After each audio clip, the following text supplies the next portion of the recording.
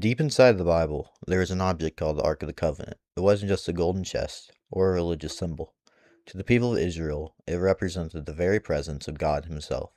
Armies feared it, priests treated it with extreme caution, and even today, thousands of years later, people still debate what happened to it. So, what exactly was the Ark? And why was it so important? That's what we're here to discover today. The Ark of the Covenant was built during the time of Moses after God rescued the Israelites from Egypt.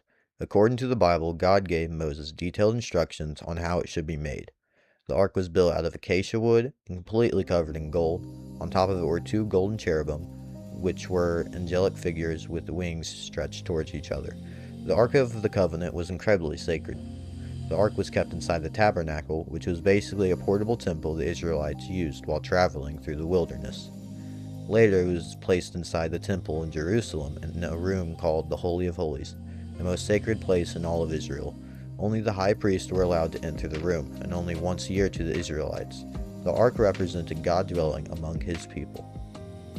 The Bible says three important items were placed inside the ark.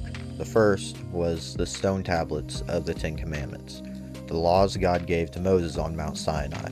The second was Aaron's staff, which symbolized God's authority and leadership. And third was a jar of manna, the miraculous food God provided through the Israelites in the wilderness. Each item reminded Israel of something important: God's law, God's power, and God's provision. The ark wasn't treated casually either. In the Bible, God gave specific instructions for how it should be carried and handled. Priests used poles to carry it because no one was supposed to touch it directly. One of the most famous stories involved a man named Uzzah.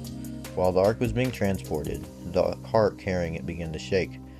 Uzzah reached out to steady the ark with his hand, and according to the Bible, he immediately died. The story shocked people because it showed how seriously God's holiness was viewed. The ark wasn't only associated with judgment, it was also connected to miracles and victories. When the priests carried the ark into the Jordan River, the water stopped flowing so the Israelites could cross on dry ground. During the battles, the ark often went before Israel as a symbol that God was with them.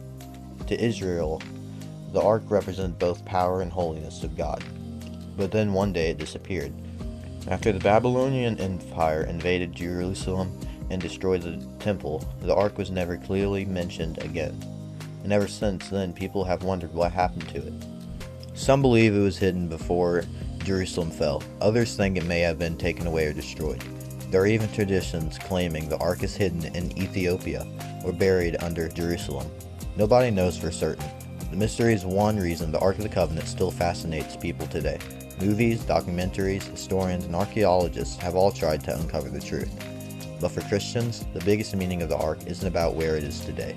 The Ark symbolizes God being near His people, and Christians believe that through Jesus Christ, God came even closer. Instead of His presence resting above a golden ark inside a temple now, Christians believe God came to the world through Jesus Christ.